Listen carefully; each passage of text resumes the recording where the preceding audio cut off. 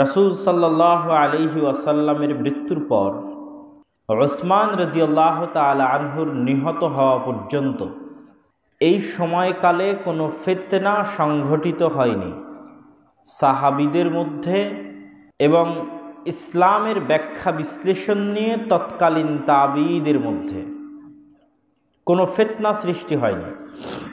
উসমান রাদিয়াল্লাহু তাআলা আনহুর মৃত্যুকে কেন্দ্র করেই ইসলামের ইতিহাসে সর্বপ্রথম ফিতনার আবির্ভাব হয়। আব্দুল্লাহ ইবনে আব্বাস রাদিয়াল্লাহু তাআলা আনহু থেকে বর্ণিত, তিনি বলেন, যখনই আমরা শুনতাম ক্বালা রাসূলুল্লাহ সাল্লাল্লাহু আলাইহি ওয়াসাল্লাম আসগাইনা বিহি আযানানা, যখনই আমরা শুনতাম আশপাশ থেকে কেউ বলতেছে যে আল্লাহর নবী বলেছেন, তখন আমরা আমাদের কান খাড়া করে দিতাম, দেখি তো আল্লাহর নবী কি বলেছেন, নতুন কোনো হাদিস আছে কিনা। ফালাম্মা ওয়াকাআতিল ফিতান, কিন্তু যখন ফিতনা সংঘটিত হলো, ফালাম্মা ওয়াকাআতিল ফিতনা লা নাখুযু ইল্লা মা না'রিফ, আমরা তাদের হাদিস শুনতাম না যাদেরকে আমরা চিনতাম না, ওই হাদিস শুনতাম না যে হাদিস আমরা জানতাম না। এই যে আব্দুল্লাহ বিন আব্বাস বললেন, যখন ফিতনা সংঘটিত হলো, এই ফিতনা কোন ফিতনা?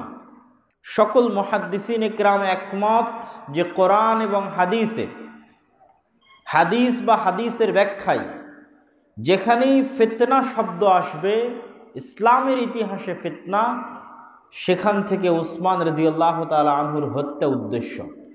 উসমান রাদিয়াল্লাহু তাআলা আনহুকে ক্ষমতা ছাড়ার জন্য পুরো মদিনা শহর বিভিন্ন অঞ্চল থেকে মানুষ এসে ঘিরে নিয়েছিল, পদত্যাগ করার আহ্বান জানাচ্ছিলেন উসমান রাদিয়াল্লাহু তাআলা আনহুকে। তো উসমান রাদিয়াল্লাহু তাআলা আনহু রাসূল সাল্লাল্লাহু আলাইহি ওয়াসাল্লামের একটি হাদিসের কারণে, আল্লাহর নবী তাকে বলেছিলেন, উসমান, তোমাকে আল্লাহ সুবহানাহু ওয়া তাআলা একটি জামা পরিধান করাবে, এই জামা মানুষ তোমার কাছ থেকে জোরপূর্বক খুলে নিতে চাইবে, খবরদার তুমি খুলে দিবে না। রাসূল সাল্লাল্লাহু আলাইহি ওয়াসাল্লামের এই ওসিয়তের কারণে উসমান রাদিয়াল্লাহু তাআলা খেলাফতের দায়িত্ব থেকে পদত্যাগ করেননি। তখন একদল বিদ্রোহী তার ঘরের মধ্যে প্রবেশ করে তাকে তরবারি দিয়ে হত্যা করে কোরআন পাঠরত অবস্থায়। এই হত্যার পরে সাহাবীরা দুই ভাগে বিভক্ত হয়ে যায়, এটাই ফিতনা। সাহাবীরা দুই ভাগে বিভক্ত হয়, একদল সাহাবী আয়েশা রাদিয়াল্লাহু তাআলা আনহার সাথে তালহা, জুবাইর সহ অন্যান্য সিনিয়র আশারায়ে মুবাশশিরিন বিল জান্নাহ, তারা আয়েশা রাদিয়াল্লাহু তাআলা আনহার সাথে এই বিষয়ে একমত পোষণ করেন যে আগে উসমান রাদিয়াল্লাহু তাআলা আনহুর হত্যার বিচার হতে হবে সবার আগে। আর আলী রাদিয়াল্লাহু তাআলা আনহু সহ তার সাথে যারা ছিলেন তারা এই বিষয়ে একমত পোষণ করেন যে আগে গোটা ইসলামী বিশ্বে নিরাপত্তা কায়েম করতে হবে। এখন হইচই, মারামারি, গন্ডগোল চলতেছে, নিরাপত্তা প্রতিষ্ঠিত হওয়ার পর আমরা হত্যার বিচার করব। এই জন্য এটাকে বলা হয়েছে ফিতনা। এই ফিতনা সংঘটিত হওয়ার পর ধীরে ধীরে আলী রাদিয়াল্লাহু তাআলা আনহুর শাসনামলেই, সাহাবীদের জীবদ্দশাতেই, বড় বড় সাহাবীদের উপস্থিতিতেই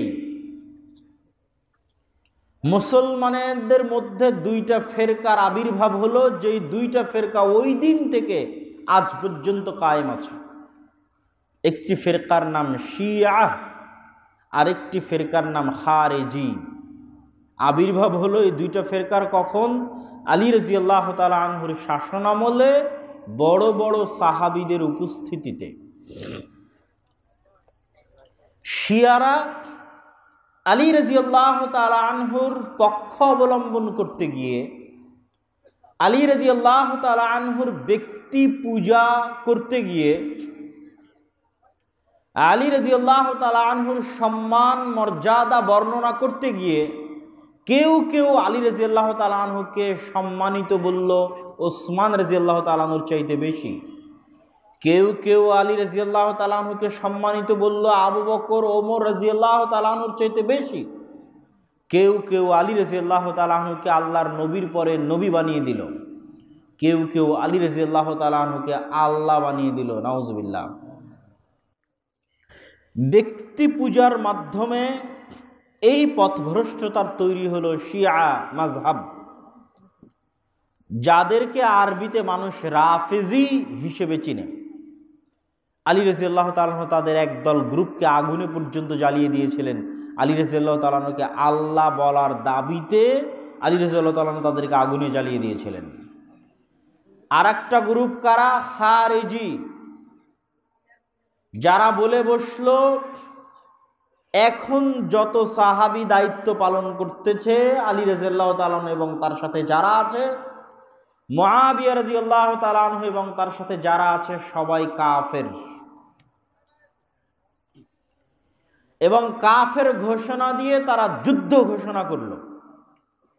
খারিজিদের নিকটে যে কোনো কবিরা গুনাহগার মুসলমান কাফের। আজকের যুগে যত জঙ্গি আছে, যারা জঙ্গিবাদী মাযহাব প্রচার করে, তাদের এই মূল মতাদর্শটা মূলত ওই মতাদর্শ থেকে কপি করা। সেটি হচ্ছে যে কোনো কবিরা গুনাহগার মুসলমান কাফের। তো আলী রাদিয়াল্লাহু তাআলা আনহু আর মুআবিয়া রাদিয়াল্লাহু তাআলা আনহু কি কবিরা গুনাহ করেছে? তাদের কবিরা গুনাহ তাদের দাবিতে যে তারা আল্লাহর বিধান অনুযায়ী ফায়সালা না করে সুলাহ করেছে, সুলাহ নামা তথা পরস্পরে আপোষ করেছে, আপোষ নামা। আল্লাহর বিধান অনুযায়ী ফায়সালা না করে আপোষ করেছে, এই দাবিতে খারিজিদের নিকটে মুআবিয়া রাদিয়াল্লাহু তাআলা আনহু কাফের। এই দাবিতে খারিজিদের নিকটে আলী রাদিয়াল্লাহু তাআলা আনহু কাফের, নাউজুবিল্লাহ।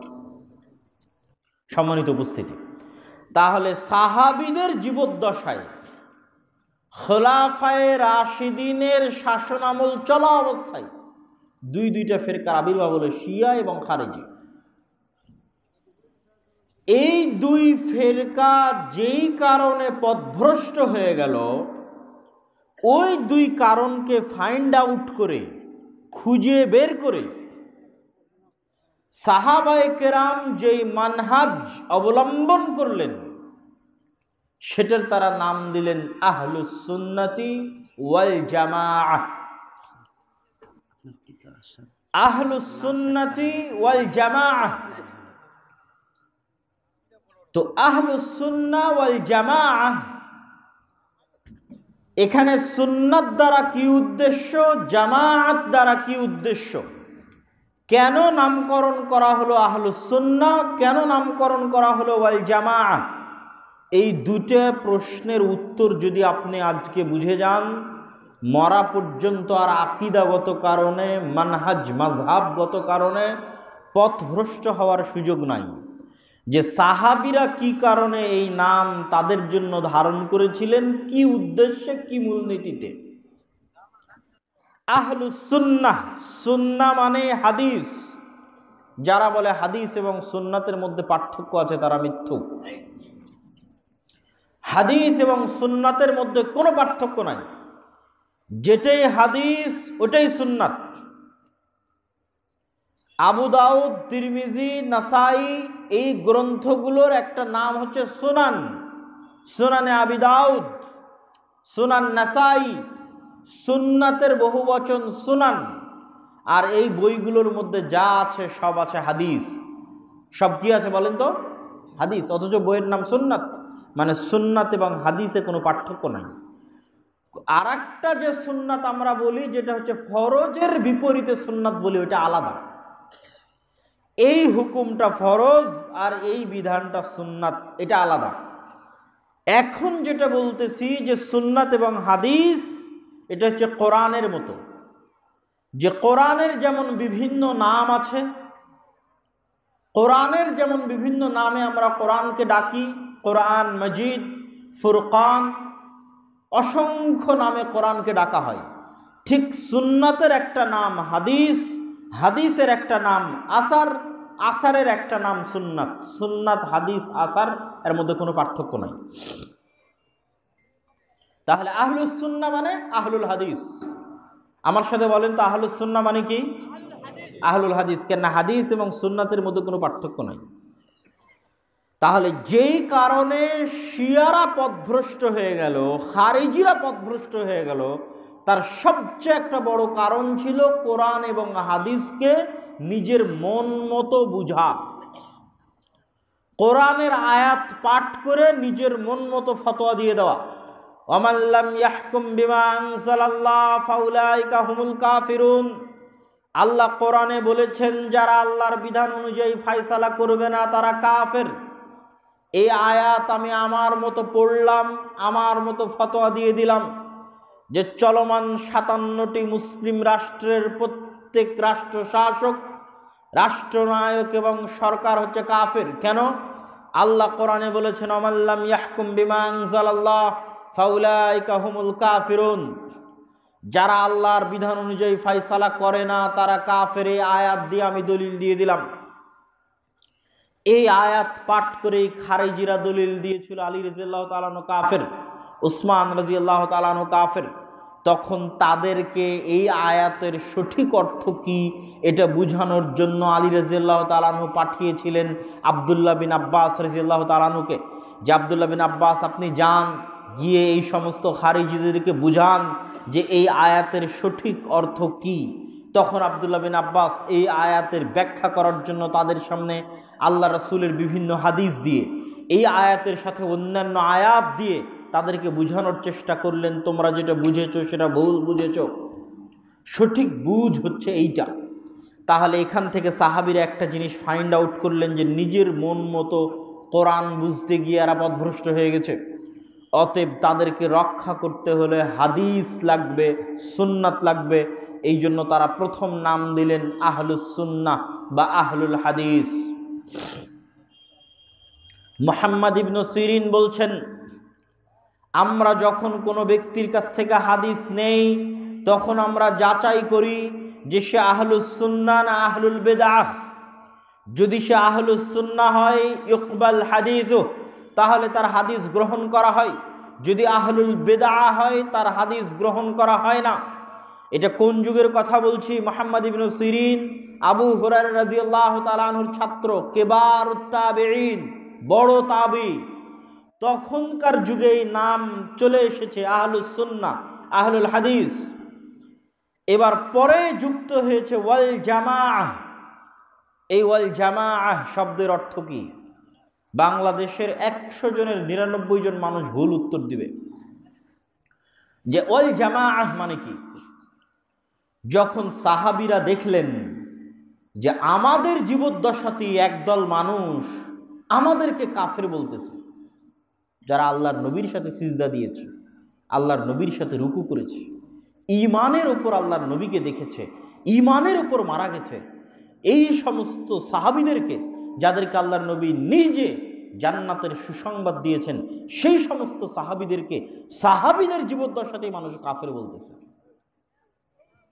অতএব সত্যের আরেকটি মাপকাঠি, হকের আরেকটি মানদণ্ড সাহাবায়ে কেরামের ন্যায় পরায়ণতা, উদুলুস সাহাবা।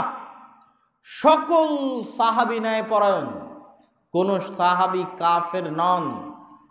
সাহাবীদের এই ন্যায় পরায়ণতা হচ্ছে সত্যের দ্বিতীয় মাপকাঠি।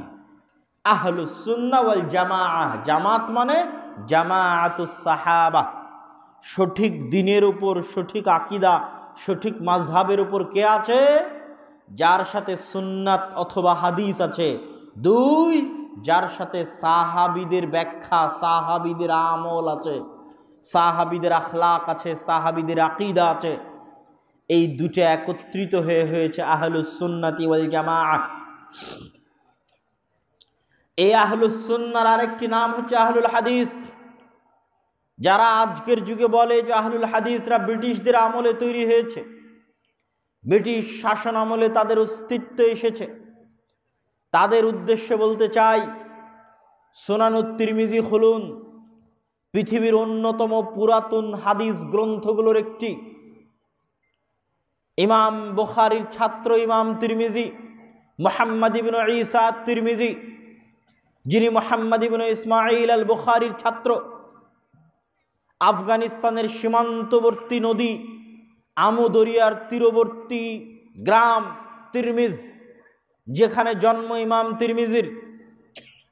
ইমাম তিরমিজির বইয়ের মধ্যে যদি আপনি সার্চ করেন, আজকের আধুনিক সফটওয়্যার ব্যবহার করে যদি আহলুল হাদিস নাম লিখে, আসহাবুল হাদিস নাম লিখে সার্চ করেন, তাহলে অন্তত 400 জায়গায় আমার গণনা অনুযায়ী 400 থেকে 400 বারের বেশি ইমাম তিরমিজি আহলুল হাদিস এবং আসহাবুল হাদিস শব্দটা ব্যবহার করেছেন। ইমাম তিরমিজি 300 হিজরির আগের মানুষ, তাহলে 300 হিজরির আগে ইমাম তিরমিজির লেখা সুনানুত তিরমিজিতে 400 বারেরও বেশি বার আহলুল হাদিস এবং আসহাবুল হাদিস শব্দ ব্যবহার হয়েছে। বিশ্বাস না হলে আজকে বাসায় গিয়ে পরীক্ষা করতে পারেন, তিরমিজি খুলে, দুটা শব্দ আসহাবুল হাদিস, আহলুল হাদিস। আসহাব মানেও আহল আরবিতে, আসহাবুল হাদিস এবং আহলুল হাদিস এই শব্দটা 400 বারের বেশি ব্যবহার হয়েছে। তারও আগে যদি দেখতে চান,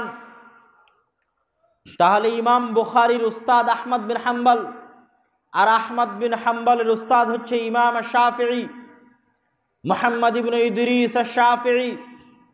150 হিজরিতে মৃত্যু ইমাম শাফিঈর। ইমাম শাফিঈর 150 হিজরিতে জন্ম।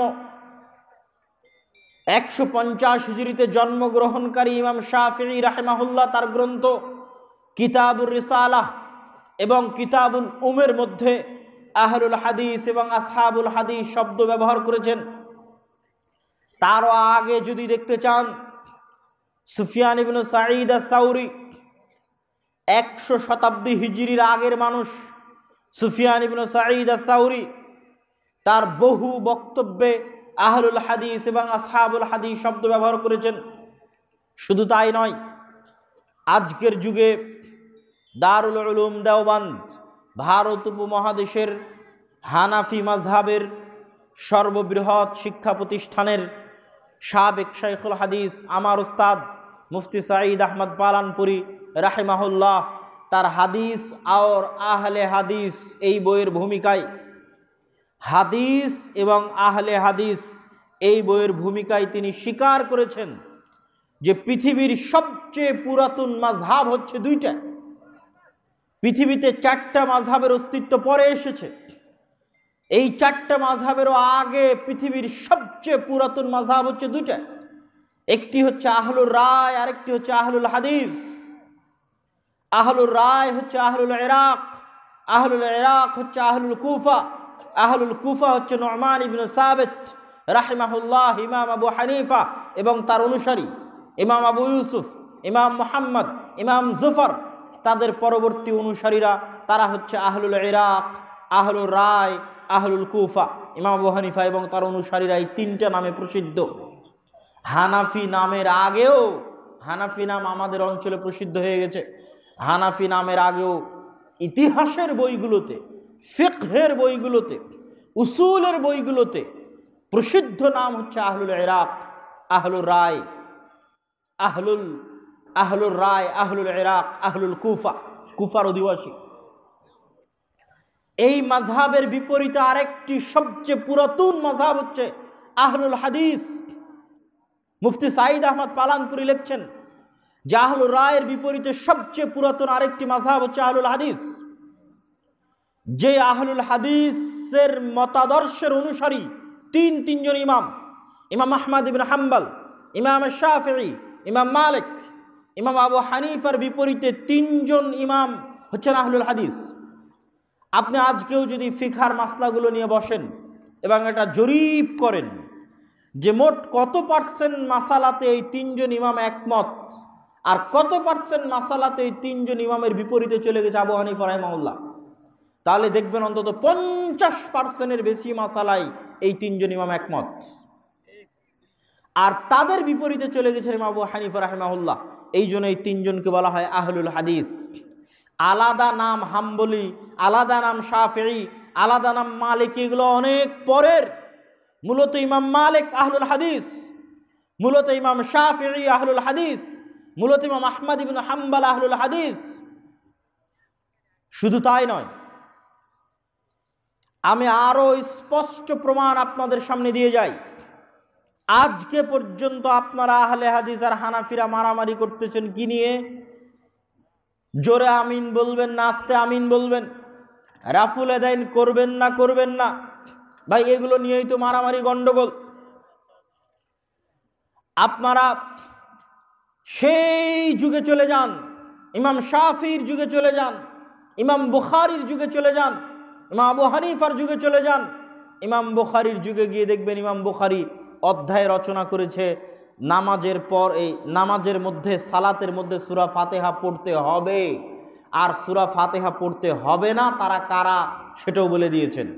তাহলে সালাতে সূরা ফাতিহা পড়তে হবে অথবা হবে না, এটা কি আজকের মাসালা না 1200 বছর পুরাতন মাসালা? বলেন তো, জোরে বলেন, কত বছর পুরাতন?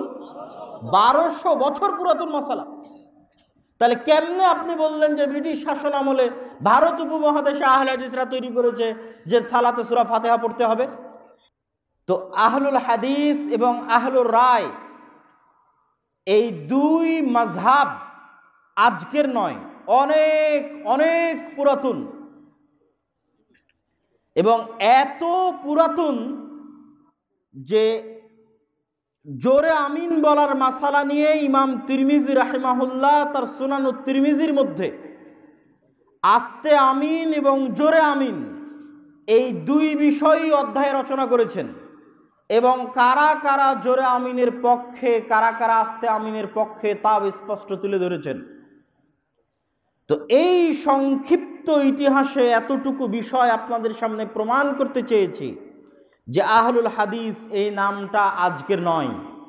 আহলুল হাদিসরা যেই মাযহাব বা যেই মানহাজের অনুসরণ করে সেটা ব্রিটিশ আমলে তৈরি হয়েছে তা নয়, বরং সকল কিছু জানা বুঝার পরেও মানুষজন অন্ধ হয়ে থাকতে চায়, অন্ধ করে রাখতে চায়, বারবার জোরপূর্বক বলতে চায় যে ব্রিটিশ শাসন আমলে এরা তৈরি হয়েছে। আসেন এবার ভারত উপমহাদেশে আহলুল হাদিসদের সংক্ষিপ্ত ইতিহাস দেখে নিই। ভারত উপমহাদেশে আহলুল হাদিসদের সংক্ষিপ্ত ইতিহাস যদি দেখতে চাই তাহলে আমাদেরকে শুরু করতে হবে শাহ ওয়ালিউল্লাহ মুহাদ্দিস দেহলভী থেকে। শাহ ওয়ালিউল্লাহ মুহাদ্দিস দেহলভী যেই সময়ে ভারত উপমহাদেশে হাদিসের দার্স দেওয়া শুরু করেছেন সেটা হচ্ছে মোঘল শাসন আমলের পতনকাল। মোঘল শাসন আমলের সর্বশেষ শক্তিশালী বাদশাহ আলমগীর। বাদশাহ আলমগীর একটি ফতোয়া প্রণয়নের কাজে হাত দিয়েছিলেন, সেই ফতোয়ার নাম হচ্ছে ফতোয়ায়ে আলমগীরি। এই ফতোয়ায়ে আলমগীরি বা ফাতাওয়া হিন্দিয়ার বোর্ডের কমিটির একজন সদস্য ছিলেন শাহ ওয়ালিউল্লাহ মুহাদ্দিস দেহলভীর বাবা মাওলানা আব্দুর রহিম। মাওলানা আব্দুর রহিমের সন্তান হচ্ছে শাহ ওয়ালিউল্লাহ মুহাদ্দিস দেহলভী। শাহ ওয়ালিউল্লাহ মুহাদ্দিস দেহলভীর সন্তান হচ্ছে শাহ আব্দুল আজিজ মুহাদ্দিস আদ-দেহলভী। শাহ আব্দুল আজিজ মুহাদ্দিস আদ-দেহলভীর পরে হচ্ছে শাহ ইসহাক মুহাদ্দিস আদ-দেহলভী। এই তিনজন পর্যন্ত একটা মজার ইতিহাস আপনাদের বলে যাই। এই তিনজন পর্যন্ত ভারত উপমহাদেশের কি দেওবন্দি, কি আহলে হাদিস, কি বেরেলভী, কি কবর পূজারী, কি মাজার পূজারী, সকলের হাদিসের সানাদ এই মর্মে একমত যে সকলেই যারা অত্র অঞ্চলে বুখারী পড়াচ্ছে আহলে হাদিস মাদ্রাসায়, অত্র অঞ্চলে বুখারী পড়াচ্ছে দেওবন্দি মাদ্রাসায়, অত্র অঞ্চলে বুখারী পড়াচ্ছে বেরেলভী মাদ্রাসায়, তাদের সকলের সানাদ এই তিনজনে গিয়ে একত্রিত। এই তিনজনের পরে বিভক্ত হয়ে গেছে দুই গ্রুপে। এক গ্রুপ চলে গেছে মাওলানা আব্দুল গনি আল মুজাদ্দিদির সাথে। আব্দুল গনি আল মুজাদ্দিদির ছাত্র হচ্ছে যার নাম আপনারা আজীবন শুনেছেন, মাওলানা কাসেম নানুতুবি এবং মাওলানা রশিদ আহমদ গঙ্গোহী, যারা দারুল উলুম দেওবন্দের প্রতিষ্ঠাতা এবং অত্র অঞ্চলে দেওবন্দি মাযহাবের প্রতিষ্ঠাতা। তারা কার ছাত্র? আব্দুল গনি আল মুজাদ্দিদির। আরেক দিকে জামিয়া সালাফিয়া ডাঙ্গিপাড়া পবা রাজশাহীতে গেলে দেখবেন চারতলা আবাসিক ভবনের নাম দেওয়া আছে মিয়া নজির হুসাইন দেহলভী আবাসিক ভবন। আবাসিক ভবনের নাম দেওয়া আছে মিয়া নাজির হুসাইন দেহলভী ছাত্র আবাসিক ভবন। এই মিয়া নাজির হুসাইন দেহলভীও ওই ইসহাক মুহাদ্দিস দেহলভীর ছাত্র, আর এই আব্দুল গনি মুজাদ্দিদিও ওই ইসহাক মুহাদ্দিস দেহলভীর ছাত্র। এই মিয়া নাজির হোসাইন দেহলভিকে বলা হয় শাইখুল কুল ফিল কুল। এই শাইখুল কুল ফিল কুলের ছাত্রের সংখ্যা 1,60,000। আরেকটি আশ্চর্য জিনিস, আজকের এই আলোচনার সব অংশ যদি ভুলে যান, এই অংশটা মনে রাখবেন, গিয়ে যাচাই করবেন। আপনাদের এই অঞ্চলের নাম কি? বালিগাঁও। এই অঞ্চল কতদিন থেকে আহলে হাদিস? বলেন কতদিন থেকে? 150, 100, 200? যতদিন আগে থেকে আহলে হাদিস, ইতিহাস অনুসন্ধান করেন, এই গ্রামের এই অঞ্চলের কোনো না কোনো ছাত্র মিয়া নাজির হোসাইন দেহলভির ছাত্র। এটা আমি আজকে চ্যালেঞ্জ দিয়ে বলে গেলাম। আমি আব্দুল্লাহ বিন আব্দুর রাজ্জাক, আহলে হাদিসের ইতিহাস নিয়ে গবেষণা করে এটা নিশ্চিতভাবে আপনি থাকতে পারেন।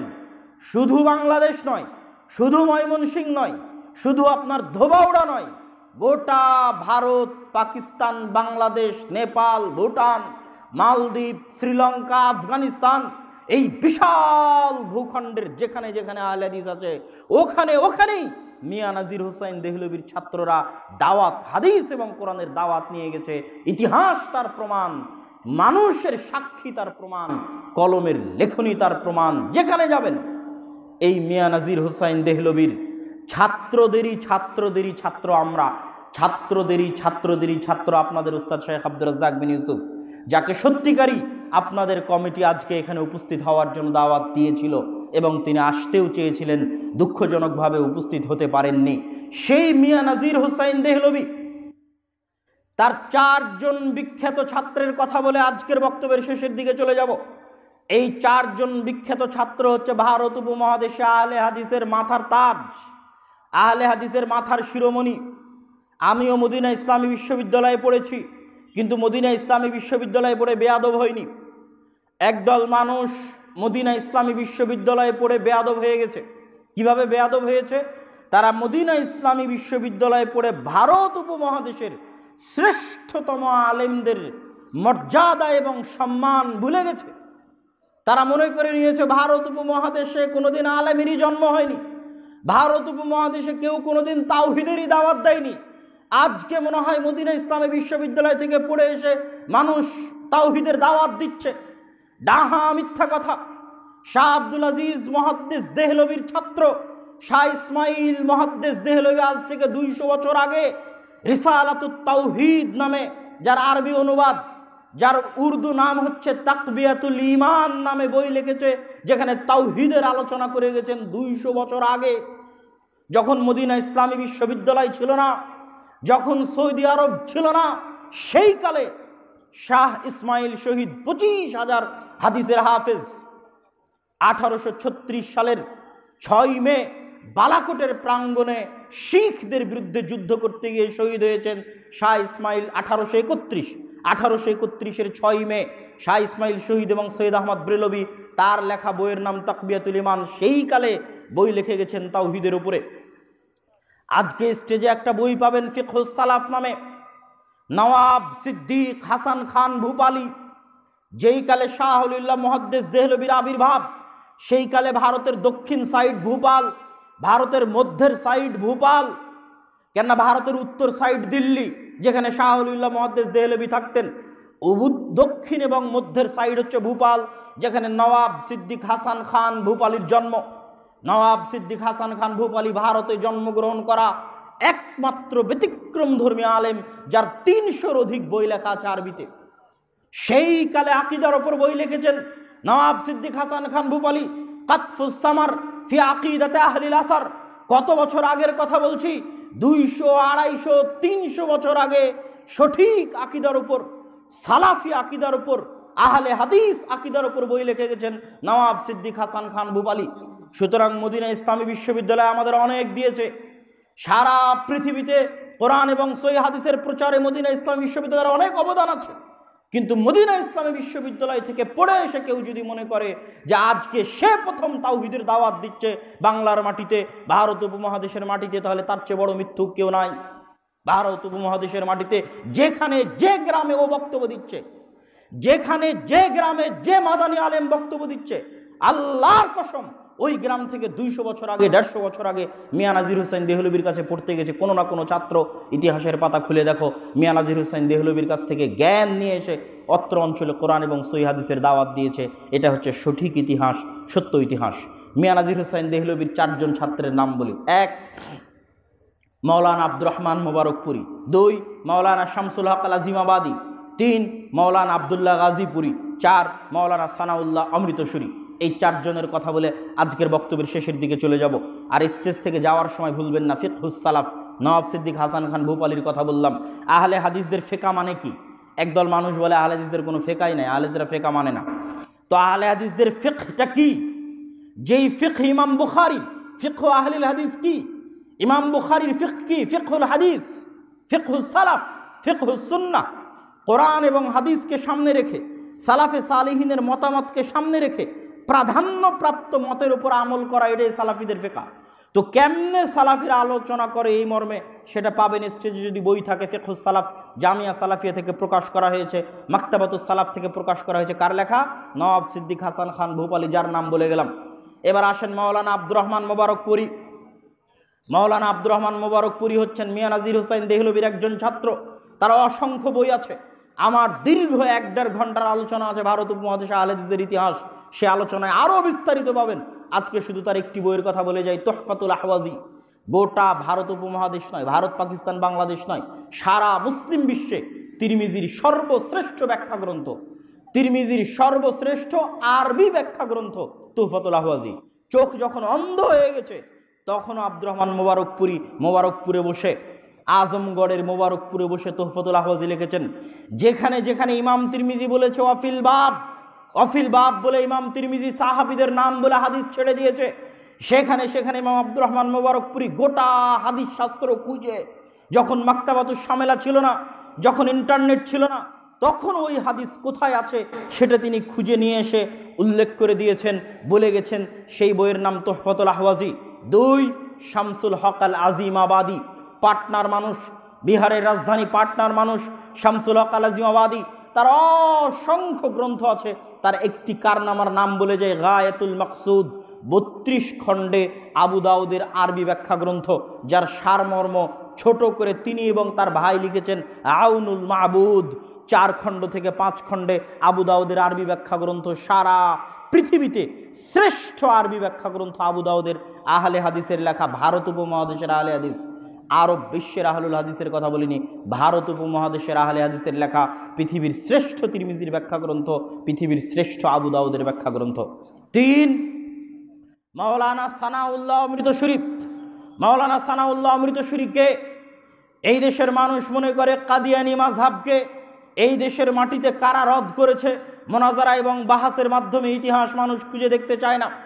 সানাউল্লাহ অমৃতসুরি এমন একজন আলেম যিনি একই টেবিলে, একই সাথে, আজকে একই মঞ্চে, একই টেবিলে, একই সাথে হিন্দুদের সাথে বলেন, খ্রিস্টানদের সাথে বলেন, ইহুদিদের সাথে বলেন, শিখদের সাথে বলেন, বৌদ্ধদের সাথে বলেন, জৈনদের সাথে বলেন, কাদিয়ানীদের সাথে বলেন, দেওবন্দীদের সাথে বলেন, ব্রেলভিদের সাথে বলেন, শিয়াদের সাথে বলেন, কবর পূজারীদের সাথে বলেন, একই সাথে এরকম 10-10টা মাযহাব আর 10-10টা দিনের যারা বড় বড় আলেম, তাদের বিরুদ্ধে একই সাথে একই মঞ্চে তর্ক বিতর্ক করে পরাজিত করে দিবে, এরকম জ্ঞান আল্লাহ সানাউল্লাহ অমৃতসুরিকে দিয়েছিলেন, যিনি ছিলেন আল্লাহর নবীর খতমে নবুয়তের মোজেজার চিহ্ন আলামত। খতমে নবুয়তের উপর বাহাস করে, মুবাহালা করে গোলাম আহমদ কাদিয়ানির সাথে, যে নিজেকে নবী দাবি করত, মিথ্যুক কাযযাব দাজ্জাল, ওই গোলাম আহমদ কাদিয়ানির সাথে একই মঞ্চে মাওলানা সানাউল্লাহ অমৃতসুরি রাহিমাহুল্লাহ বসে মুবাহালা করলেন। হে আল্লাহ, যে মোহাম্মদ সাল্লাল্লাহু আলাইহি ওয়াসাল্লাম খাতামুন নবিয়্যিন, এই দাবিতে আমি সানাউল্লাহ অমৃতসুরি যদি হক সত্যবাদী হই, তাহলে আমি জীবিত থাকবো, আর আমার জীবদ্দশায় গোলাম আহমদ কাদিয়ানির মৃত্যু হবে। আর গোলাম আহমদ কাদিয়ানি মুবাহালা করলো তার বিপরীত, যে সে যদি হকের উপর হয় তাহলে আগে সানাউল্লাহ অমৃতসুরির মৃত্যু হবে, তারপরে তার মৃত্যু হবে। দেখা গেল কি, গোলাম আহমদ কাদিয়ানি টয়লেটে পড়ে মারা গেল, মৃত্যুবরণ করলো। আর তারও 40 বছর পর পর্যন্ত সানাউল্লাহ অমৃতসুরি পৃথিবীতে জীবিত ছিলেন। রাসূল সাল্লাল্লাহু আলাইহি ওয়াসাল্লাম, মুহাম্মদ সাল্লাল্লাহু আলাইহি ওয়াসাল্লামের খাতমে নবুয়তের আলামত মুজিজা হিসেবে জীবিত ছিলেন। সম্মানিত উপস্থিতি, এই যে তিনজনের নাম বললাম তারা সকলেই, আরেকজনের নাম ছুটে গেছে মৌলানা আবদুল্লাহ গাজীপুরী। যত আহলে হাদিস মাদ্রাসা আছে ভারত উপমহাদেশে, যত এই আহলে হাদিস মাদ্রাসাগুলোর মূল শুরু করেছিলেন মৌলানা আবদুল্লাহ গাজীপুরী। মৌনাথ ভাঞ্জানের ফাইজে আম মাদ্রাসার মাধ্যমে, জামিয়া সালাফিয়া বানারসের মাধ্যমে, যেটা আগে ছিল জামিয়া রহমানিয়া, দিল্লির জামিয়া রহমানিয়া দিল্লির মাধ্যমে, এই সমস্ত মাদ্রাসা যেগুলো যাত্রা শুরু হয়েছিল এগুলোর শুরুর বীজ বপন করেছিলেন মৌলানা আবদুল্লাহ গাজীপুরী। এই চারজন আলেম, মৌলানা আবদুল্লাহ গাজীপুরী, আব্দুর রহমান মোবারকপুরী, শামসুল হক আজিমাবাদী, সানাউল্লাহ অমৃতসরী, ভারতের আলেম, শ্রেষ্ঠতম আলেম, যারা সবাই মিয়া নাজির হুসাইন দেহলভির ছাত্র। এই মিয়া নাজির হুসাইন দেহলভির ছাত্রের সংখ্যা 1,60,000। আর মিয়া নাজির হুসাইন দেহলভি দিল্লিতে বসে দার্স দিতেন, দিল্লির সাথে সম্পৃক্ত করে বলা হয়েছে দেহলভি। আরও একটি বিষয় মনে রাখতে হবে, শাহ ওলিউল্লাহ মুহাদ্দিস দেহলভি রাহিমাহুল্লাহ মূলত এই রাস্তাটা উন্মুক্ত করে দিয়ে গেছেন, না হলে তার তৃতীয় প্রজন্মে এসে এত শক্তভাবে হাদিসের উপর আমল করার কথা বলা সম্ভব ছিল না। কিভাবে তিনি উন্মুক্ত করেছেন? শাহ ওলিউল্লাহ মুহাদ্দিস দেহলভি তার হুজ্জাতুল্লাহিল বালেগার মধ্যে, তার আল ইনসাফ বইয়ের মধ্যে, তার অসংখ্য বইয়ের মধ্যে তিনি গোড়ামি করেননি। জন্মগত হানাফি হলেও, আমালান হানাফি হলেও, মানে বাস্তবে আমল করতেন হানাফি মাযহাব অনুযায়ী। তিনি জন্মগ্রহণ করেছিলেন হানাফি সমাজে, আমল করতেন হানাফি মাযহাব অনুযায়ী, কিন্তু যখন দার্স দিতেন তখন ছিলেন উদার, যখন কলমে লিখেছেন তখন ছিলেন উদার। দার্স দিতে গিয়ে আর কলমে লিখতে গিয়ে বলেছেন এটাও হাদিস, এই হাদিসের উপর আমল করতে হবে, রাফুল আদাইন করাও সহি হাদিস, এই হাদিসের উপর আমল করতে হবে, এটা বিশুদ্ধ। জোরে আমিন বলা হাদিস, বিশুদ্ধ হাদিস, এর উপর আমল করতে হবে। কেন আগের যুগের সব মুহাদ্দিস এটার উপর আমল করেছেন। আজকের যুগেও অল্প কিছুদিন আগে মাজাহিরুল উলুম সাহারানপুরে একজন হানাফি বড় মুহাদ্দিস মারা গেল, মাওলানা ইউনুস জৌনপুরি। তার দার্সে আমি বসেছিলাম। তিনি ছাত্রদেরকে নসিহা করতেন, উপদেশ করতেন যে তোমরা একদিন হলো রাফুল আদাইন করবা, একদিন হলো জোরে আমিন বলবা, কেননা এগুলো হাদিসের মধ্যে আছে। সম্মানিত উপস্থিতি, বক্তব্যের শেষের দিকে চলে এসেছি। কথা হচ্ছে আহলুল হাদিস শব্দটা মুহাদ্দিসদের জন্য বেশি ব্যবহৃত হতো। তার মানে আপনারা যারা এখানে বসে আছেন, আমরা যারা এখানে আলোচনা করতে এসেছি, তারা কি আহলুল হাদিস নিজেদেরকে দাবি করতে পারবো না? সালাফে সালেহিনের লেখালেখি, বক্তব্য, আলোচনা দেখে প্রমাণিত হয় যে শুধু যারা মুহাদ্দিস তারাই আহলে হাদিস এমন নয়, বরং মুহাদ্দিসদের মানহাজ এবং মুহাদ্দিসদের মাযহাব যারা অনুসরণ করবে, মুহাদ্দিসদের পথ পদ্ধতি যারা অনুসরণ করবে, যেটা কোরআনের ব্যাখ্যায়, হাদিসের ব্যাখ্যায় শ্রেষ্ঠতম মানহাজ, শ্রেষ্ঠতম পথ পদ্ধতি হচ্ছে মুহাদ্দিসদের ব্যাখ্যা এবং মুহাদ্দিসদের মানহাজ, আহলুল হাদিসদের ব্যাখ্যা, আহলুল হাদিসদের মানহাজ। যাদের আকীদা হবে আহলুল হাদিসদের মতো, যাদের আমল হবে আহলুল হাদিসদের মতো, তারা নিজেদেরকে আহলুল হাদিস দাবি করতে পারবে। আল্লামা খতিব বাগদাদি ছিলেন হাফিজুল মাশরিক, আর ইবনু আব্দুল বার ছিলেন হাফিজুল মাগরিব, তথা আন্দালুস বা স্পেনের হাফিজ হচ্ছে ইবনু আব্দুল বার, আর বাগদাদের হাফিজ হচ্ছে খতিব বাগদাদি, যিনি তারিখে বাগদাদ নামে 50 খণ্ডের বই লিখেছে।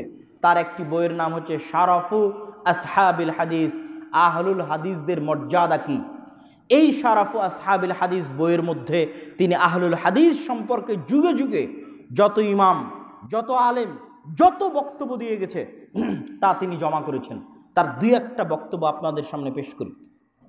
ইমাম আবু দাউদ বলেছেন, লাউলা হাযিহিল ইসাবা লান দারাসাল ইসলাম, যদি আহলুল হাদিসরা না থাকতো তাহলে দুনিয়াতে ইসলামই থাকতো না। সুফিয়ান সাউরি বলেছেন, হুররাসুল মালাইকা হুররাসুস সামা, আসমানে যখন ওহী ছিল তখন ওহীকে হেফাজত করেছে ফেরেশতারা, আর সেই ওহী যখন আসমান ভেদ করে মাটিতে নেমে এসেছে তখন এই ওহীকে হেফাজত করেছে আহলুল হাদিসরা, যারা সব সময় যাচাই বাছাই এবং বিশুদ্ধতা খুঁজে বিশুদ্ধতা আমল করতে চায়। তারা দুনিয়ার বুকে কোরআন এবং হাদিসের হেফাজত করেছে। ইমাম আহমদ ইবনে হাম্বল বলেছেন, আল্লাহর নবীজি একটি হাদিসে বলে গেছেন, লা তাযালু তায়ফাতুম মিন উম্মতি যাহিরিনা আলাল হক, আমার উম্মতের একটি জামাত হকের উপর টিকে থাকবে কিয়ামত পর্যন্ত, কেউ তাদের কোনো ক্ষতি করতে পারবে না, কিয়ামত পর্যন্ত তারা বিজয়ী থাকবে।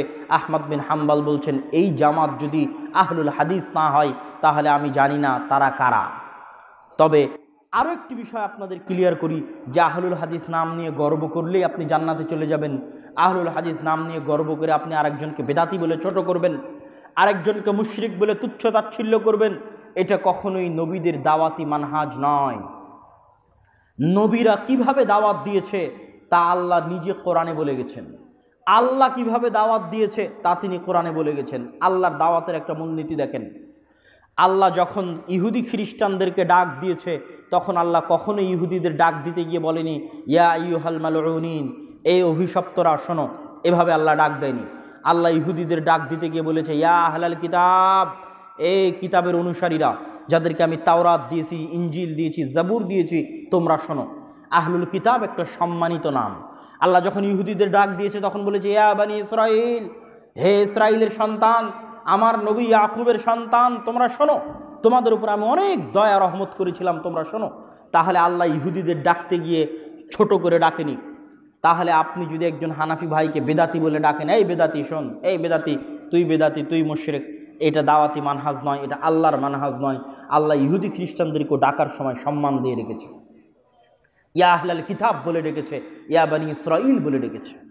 আমরা মুসা আলাইহিস সালামের চাইতে ভালো নই, আর আমরা যাদের মধ্যে দাওয়াত দিব তারা ফেরাউনের চাইতে খারাপ নয়। আল্লাহ মুসা আলাইহিস সালামকে বলেছে তুমি ফেরাউনের সাথে ভালো ব্যবহার করো, ফেরাউনকে নরম ভাষায় দাওয়াত দাও, এটা আল্লাহ মুসা আলাইহিস সালামকে আদেশ দিচ্ছেন। তাহলে মুসার মতো নবী ফেরাউনের মতো কাফেরকে যদি নরম ভাষায় দাওয়াত দেয়, তাহলে আমার আপনার মতো খাকসার মানুষকে যখন দাওয়াত দিবে তখন কিভাবে দাওয়াত দিবে, অপর মুসলমানকে যখন দাওয়াত দিবে কিভাবে দাওয়াত দিবে।